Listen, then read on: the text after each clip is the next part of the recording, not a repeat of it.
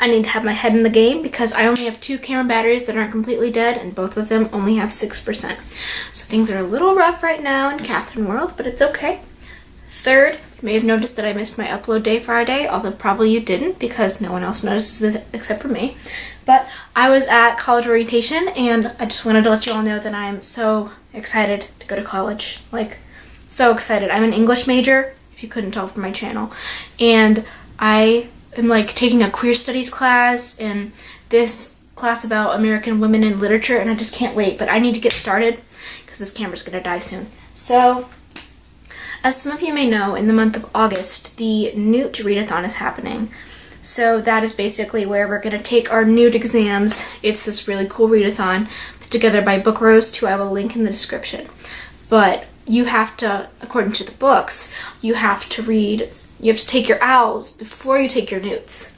So, I didn't take my owls yet. So during the month of July, from July 2nd to July 29th, because the original owl readathon was in April 2nd to April 29th.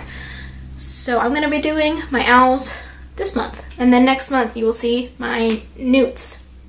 This is Harry Potter, by the way, if you didn't know. I'm sure you did. But first of all, Book Roast, amazing. This readathon has made me more excited for Harry Potter than I've been since I was a little kid. So thank you for that.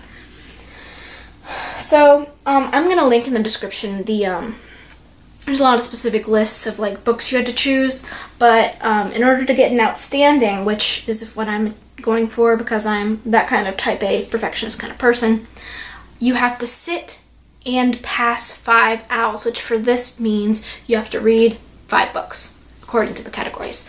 So let's get started. So first off, for astronomy, you had to read a science fiction book, and I'm going to be reading 1984 by George Orwell. Super excited. When I was in middle school, this was my jam. I read this all the time, like at least once a year for 3 years, but I haven't read it since high school started, so I figured it was time to give that sucker a reread. Excited about that. For charms, you have to read a fantasy book, and continuing with my Harry Potter readathon for the entire year 2018, I am on the 6th book of Harry Potter and the Half-Blood Prince. I don't have the dust jacket.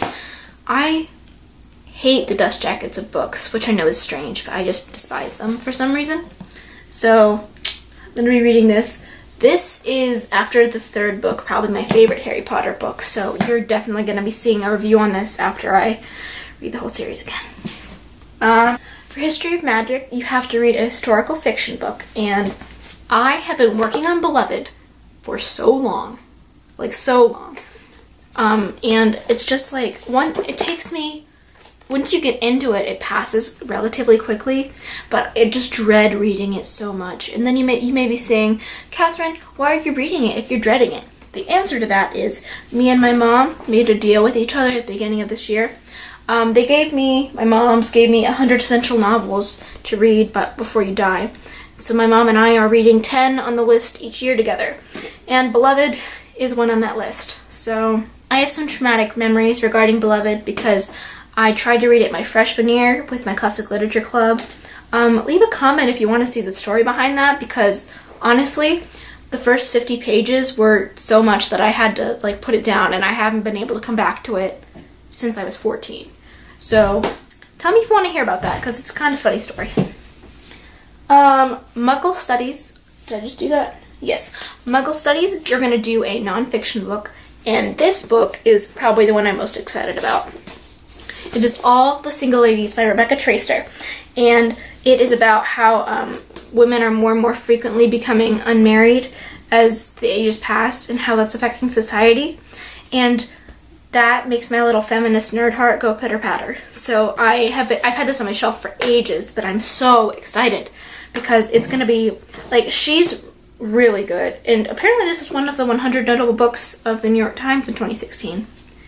So I'm definitely going to put out a review about this because I'm so excited. So excited.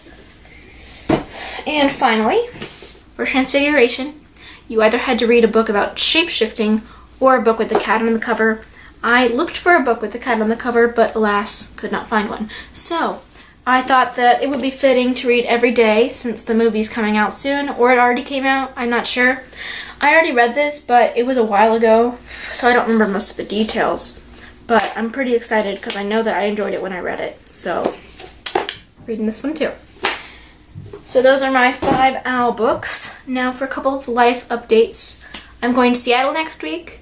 Actually, I'll probably be uploading this by the end of the night, but like in 2 days I'm leaving. Actually, in 1 day I'm leaving.